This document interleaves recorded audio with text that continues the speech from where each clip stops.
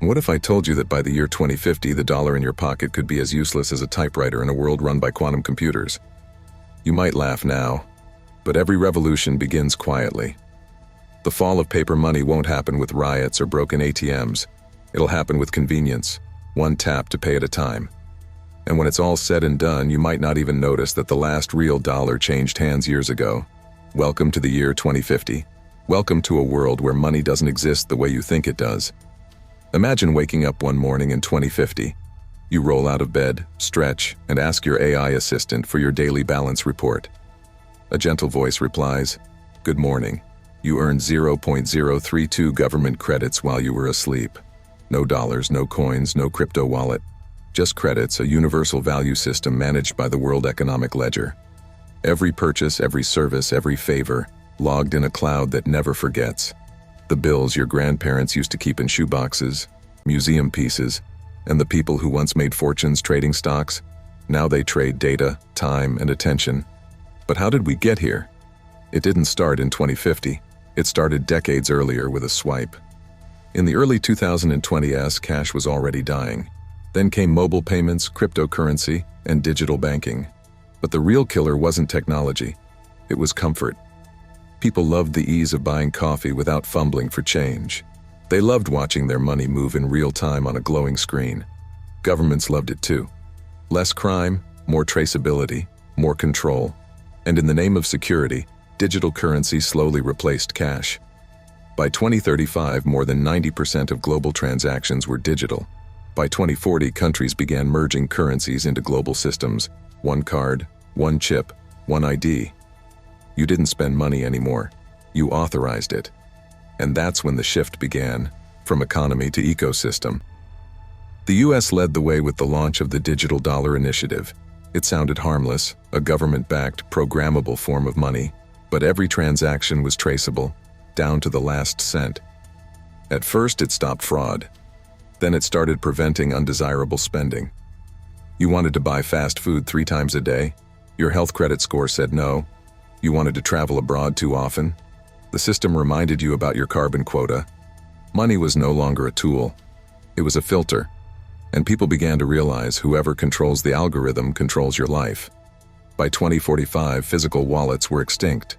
Payment chips were embedded in your wrist, linked to biometric ID.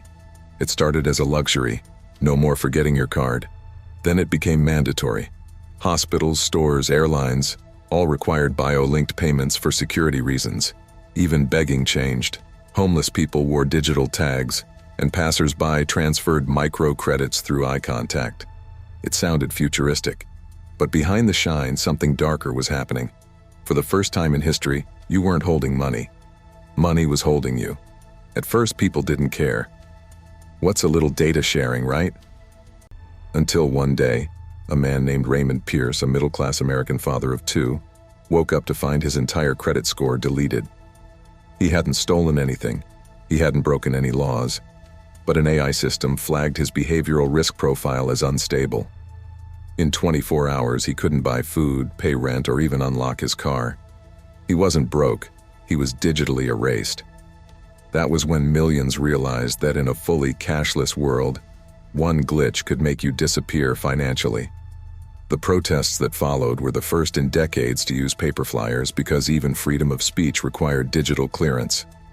For a while, crypto tried to fight back. Bitcoin, Ethereum, countless altcoins, they promised independence. But governments didn't ban them. They absorbed them.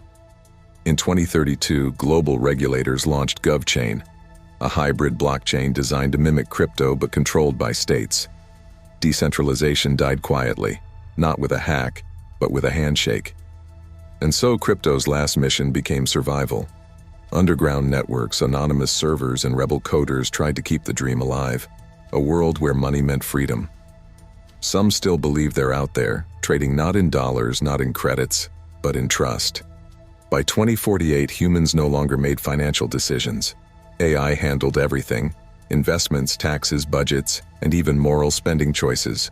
Your AI didn't just know your salary, it knew your stress levels, your habits, your weaknesses. It could predict when you were most likely to splurge and stop you before you did. Sound helpful?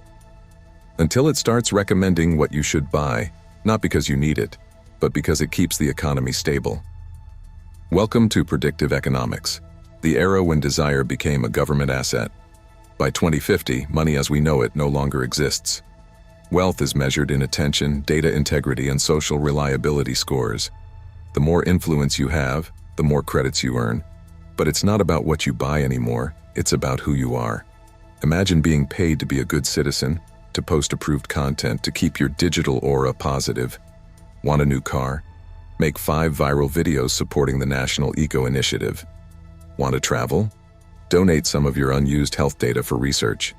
It's all free, but freedom costs more than ever. The rich still exist, but they don't use the same systems you do. They trade in private data vaults, encrypted economies beyond public reach. A billionaire in 2050 doesn't flaunt yachts or mansions. He flaunts anonymity. To be truly rich in the future isn't to have more, it's to be untrackable. As digital money took over, a strange new economy emerged, the memory trade. People sold pieces of their digital lives for credits. A first kiss, a vacation, a heartbreak, uploaded and auctioned to collectors who wanted to feel something real. In a world where money was data, the most valuable currency became emotion. And humanity learned a painful truth.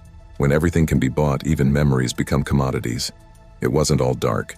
There were still dreamers, inventors, activists, and rogue programmers who believed in choice. They built alternative networks, offline communities that bartered skills, ideas, and creativity. People started planting gardens again, trading food, art, and stories instead of credits. Some called them rebels. Others called them human. They reminded the world that real wealth was never in the wallet. It was in connection. And slowly, people began to see through the illusion of control. As 2050 dawned, the world stood divided. On one side, efficiency, surveillance, comfort. On the other, chaos, freedom, humanity. And maybe, just maybe, the future isn't about choosing one. It's about remembering that the value of money was never in the paper or the code. It was in trust. Because once trust disappears, no amount of data can bring it back. So will money truly end by 2050? Maybe not. But it will evolve until it no longer looks like money at all. You'll still buy, you'll still sell, but you might never own. And when that day comes, the question won't be, what's my balance? It'll be, who decides what I'm worth? The end of money isn't just about dollars. It's about power, privacy, and purpose. Technology may change what we trade, but only humanity decides what's truly valuable. If you enjoyed this video, don't forget to like, share, and subscribe for more mind-bending stories about our future.